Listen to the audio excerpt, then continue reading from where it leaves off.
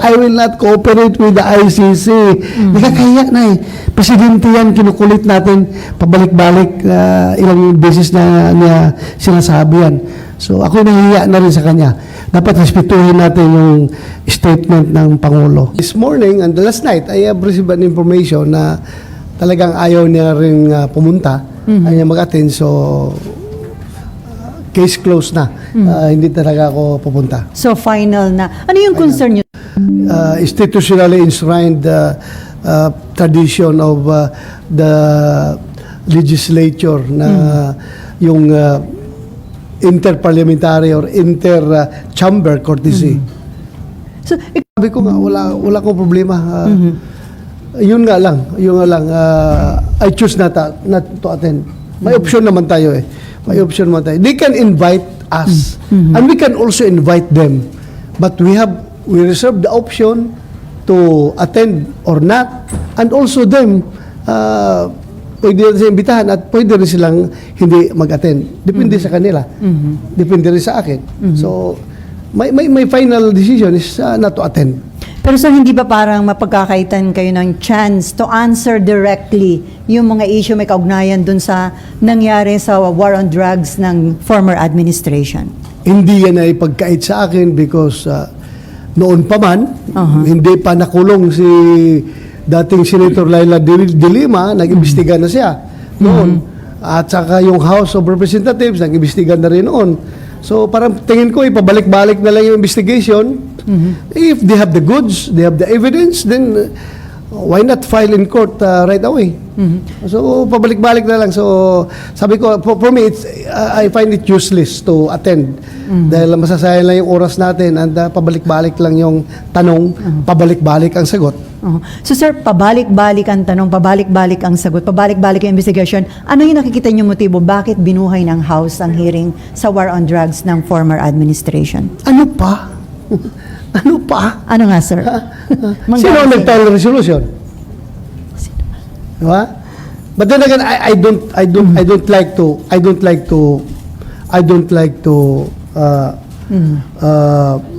intrude into their function, into their turf.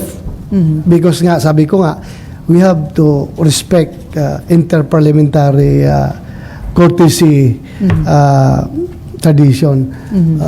Respetuhin natin yan. At sige lang, kung mag-imbestiga sila, wala pa akong problema. In the same manner, pag kami rin nag-imbestiga, kami rin may ginagawa dito, huwag rin sila makialam dapat. We respect each other. But then again, ako'y nagpapasalamat sa kanila sa ginagawa nilang investigasyon. Baka kala ninyo, ako'y naiinis sa kanilang ginagawang investigasyon.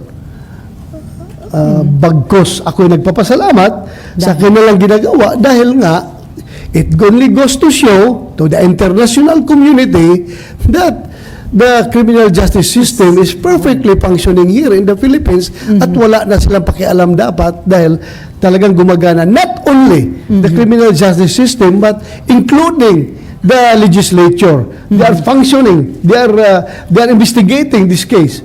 So hindi na ipagkait ang hustisya dito sa ating bansa dahil ang dami nag-imbestiga pati na ang Kongreso.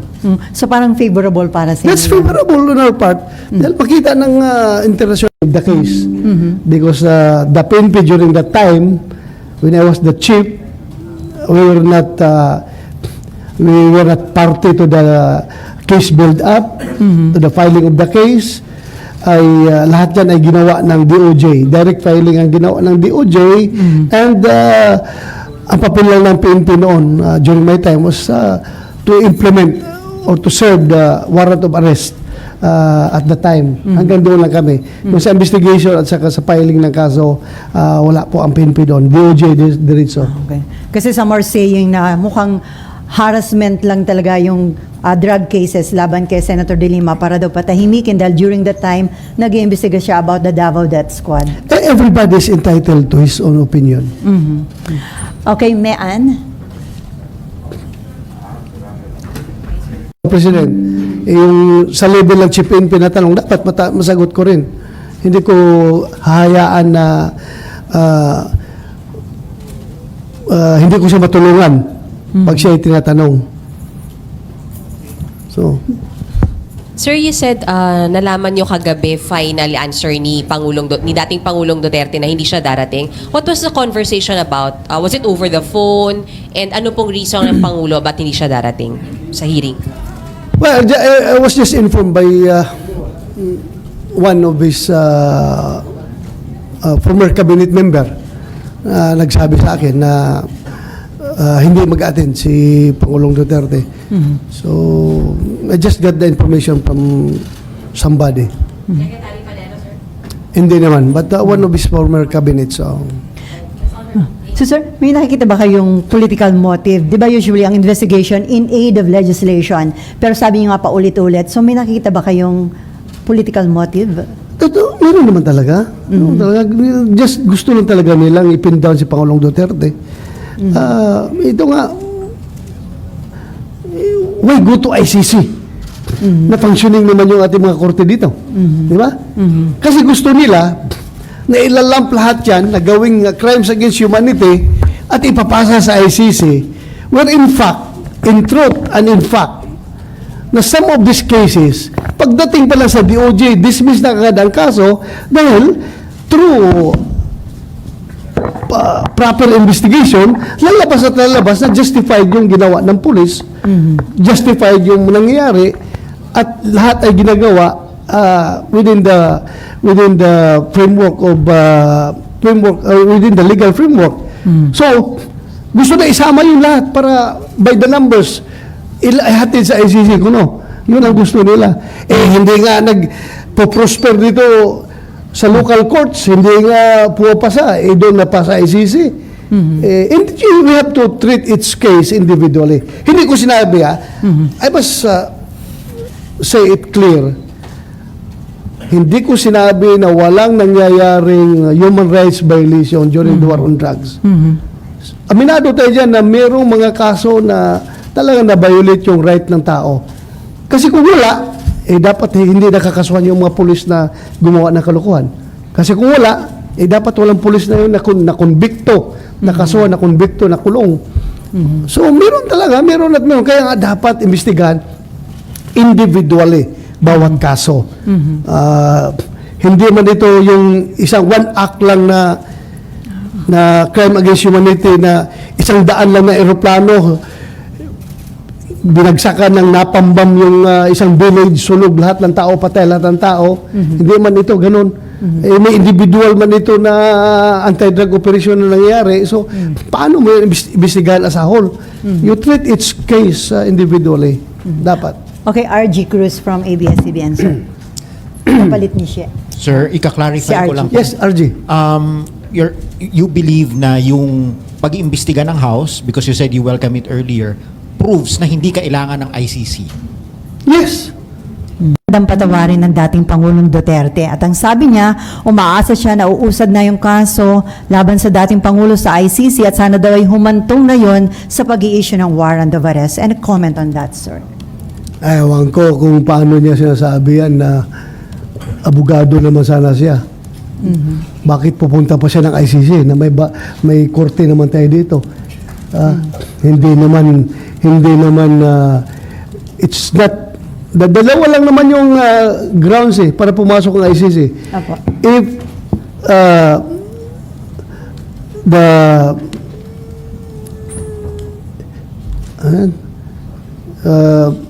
there is no existing criminal justice, working criminal justice in the territory, or the local authority is not acting on it.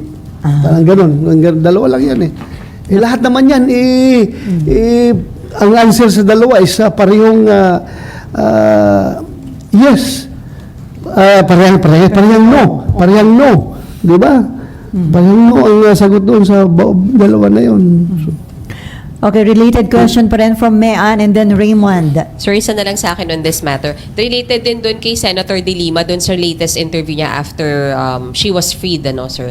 Sabi niya, it's really about time na si Pangulong Duterte naman daw yung sumagot at magpaliwanag. Sir, you also said, hindi naman talaga nyo sinasabi na walang human rights violation. So, hindi ba, sir, talaga time na rin naman na magpaliwanag ang Pangulo about it? At di ko alam kung sa hearing ng House, but at least, di ba, sir? Well, bakit ang Pangulo ang kailangang magpaliwanag? Paliwanagin mo yung bawat kaso. Sino involved sa bawat kaso na merong human rights violation na nangyayari? Sino responsible doon? Yung napapanagot mo, pa-explainin mo. Bakit si Pangulo, Pangulo, nandiyan lang sa Malacanang yan eh. Gusto niya matapos yung problema natin sa droga. Oh, yun lang naman ang gusto niya matapos. But he's not telling you to do illegal things in order to stop the drug menace. What? Siyempre, as Commander-in-Chief, di ba, sir? Yes, as Commander-in-Chief. Doesn't he owe that explanation, sir? Well, he can explain it in court. Sabi niya, he's willing to face all the cases that are going to be filed in court, but not in the lower house. Thank you, sir. Okay, Raymond. Yeah. Sir, nabanggit nyo kanina na may political motive yung House hearing doon sa Duterte, ICC, and yung human rights. Sir, sa tingin nyo walang kinalaman ito or any link doon sa ginawa nyo pag-imbestiga sa PDL leak dahil marami nasaktan at pwede na may kumpas sa taas na sige, get back to bato. Dapat silang sumagot. Mahirap na mag-speculate, no? Sa sabihin nila, mali ka sa iniisip mo. I don't want to speculate. I don't have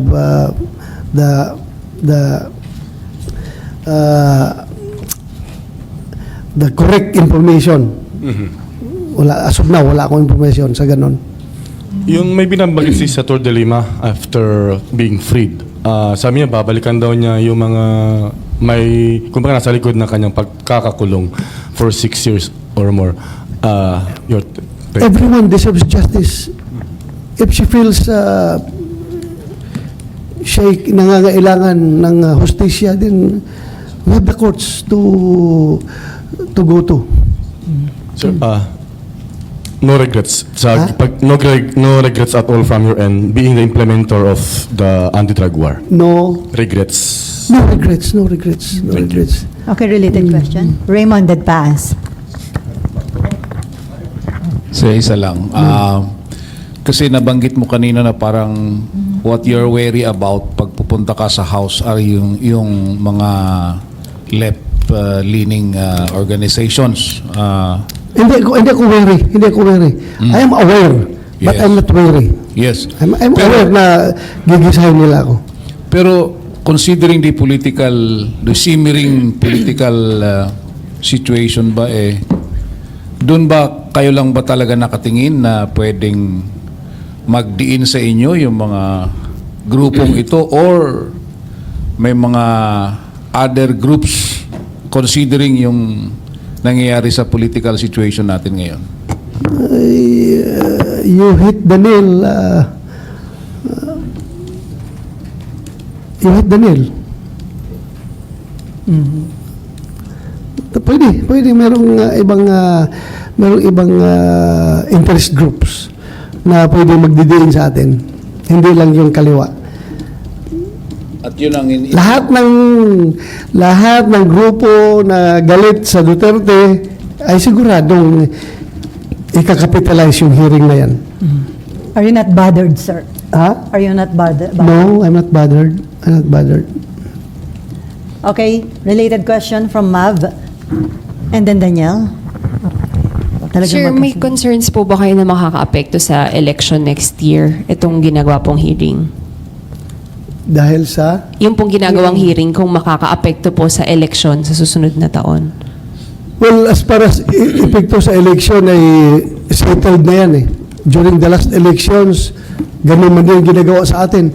imbestiga dito, imbestiga doon, inuupakan tayo about the war on drugs, but still, the people has spoken. Pinanalo ako ng taong bayan. How much more ngayon na maramdaman ng mga tao na rehased na yung mga issues na yan, hindi na sila nagsasawa, paulit-ulit, wala nang ibang ginagawa, pabalik-balik na yung issue na yan, kahit na yung mga kaso ng mga pulis na mayroon ng court decision, ruled by the court na walang sala yung mga pulis, babalik na naman, inimbestigahan na naman, so ang tao ay magsasawa rin sa kakabalik-balik ng issue na yan. And I'm not worried about that. Because I am very optimistic that the people knows what is the real happening as far as the Philippine community is concerned, the Philippine society is concerned. Alam ng taong bayan kung ano talagang, what's the real score. So, ipawabaya ko lang sa taong bayan kung anong kanilang decision sa akin. So sir, as of now, 100% you are running. 100%. Yeah. Magpapare-elect ako. So sir, in-expect nyo na ba na nung nawala na sa posisyon ang Duterte administration, may gagawing ganito under the Marcos administration laban sa inyo? Well, Dahil ba ito sa naghiwalay na ng landas ang Pangulo at si BP Sara? I was expecting that magandang takbo dahil unitim nga. Yeah, diba? unitim. Unitim nga, di ba? I was expecting na everything will be going smoothly because the Marcoses are so supportive of the Dutertes and the Dutertes are also very supportive of the Marcoses. Unitim nga eh. Yeah. Oo, So what happened, sir? You know what happened. So, So hindi you know ba what happened. genuine yung binuong unity team? Parang ginamit lang ba nila during the election and then after that? I don't know.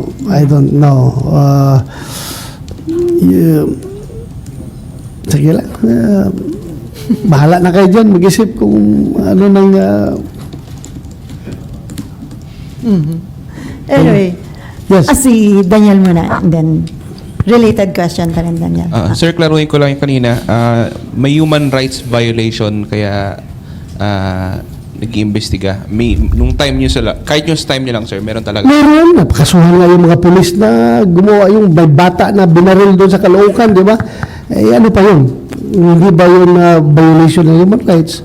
Kaya nga, nakonbikto yung mga pulis na yun, di ba? So, meron. Pero sir, in so far do sa leadership, walang utos naman na... Walang gagong leader na mag-utos na gumawa kayo ng violation sa batas. Walang gagong leader na mag-utos na gano'n. At saka walang gagong pulis. Unless, of course, na mayroong sariling motive yung pulis na nasa isip niya. Personal na yun. Pero walang pulis na... He's trained public safety basic recruit course. Nasa program of instruction yan kung paano mo i-handle yung police operations without violating the rights of the people. Mahalaga masyado yung preservation of human rights, yung pag-observe ng human rights, preservation of human life. Andyan yan sa training ng police, yung paggamit ng the use of force. Train yung police na yan. Kaya ang police, alam mo, kaya sabihin ng chief of police, patayin mo yan. Sabihin pa ng pulis na, uy, kung gusto mo yan, ikaw pumatay. Hindi ako dahil alam ko ang batas. Sasagutin ka ng pulis ng ganun. Pero sir, bakit kaya nagkaroon pa rin ng mga... Kung sinabi nyo, wala naman talagang sipa or wala namang utos from the leadership, pero bakit pa rin naging talamak or sabihin natin may mga nangyaring ganong human rights violations? It is because of the situation on the ground. Situation on the ground. Bumaba ka sa ground, tingnan mo ano nangyayari. Merong lumalaban, merong nanlaban, meron din hindi lumaban, binaril, kaya nga, nagkakasuhan nga eh. Tingnan mo lang kung ilang pulis din ang namatay sa war on drugs. Ilang pulis din ang nasugatan sa war on drugs. Marami. Kaya nga, sabi ko, in order to attain justice, you have to treat each case individually and separately. Huwag mong ilump lahat yan. Dahil otherwise, justice will be denied not only to those victims but also to the policemen kapag nilalamp mo yung kaso na yan. Okay. Other issue na tayo. Ay, the same. Oo, related, ano ba? Ay, si ano, related pa rin. Ayan, si ano muna. Hindi pa. Hello po. Sir, good Election morning po. Sir, Yes. Amor. do you have fears Amor. na with the split of the unit team, maka-apekto yun dun sa galaw ng Marcos administration regarding ICC? Before, merong promise po si President Marcos na hindi pa papapasukin. Well, as far as I know, the President is very consistent in his statements, no? Hindi siya nagbabago. Kahit na marami nang gustong babaguhin yung kanyang statement, maraming insinuation na okay na si Presidente, gusto nang papasukin ng ICC. But then again, nagre-rebound ang Presidente, nagsasabi na I will not lift a finger just to cooperate with ICC. Not even a finger will be lifted to cooperate with ICC. And he is not recognizing the jurisdiction of ICC. So, very consistent naman natin Pangulo. Yung ibang tao lang na interesado talaga na magbago ang Pangulo sa kanyang stand, yan ang gumagawa ng mga istorya. Ha? Pero si Pangulo, very consistent. Nakakaya nga kay Pangulo eh. Sabihin ni President Duterte, President Bongbong Marcos na naman na ano ba kayo, I've said this for 1,000 times, for 1,000,000 times that I will not cooperate with the ICC. Nakakaya na eh. Presidente yan, kinukulit natin pabalik-balik, ilang beses na niya sinasabi yan. So ako nahihiya na rin sa kanya. Dapat respetuhin natin yung statement ng Pangulo. You completely trust his words. I completely trusted his word. Okay, other issue na tayo. Before RG, simulan ko lang ha.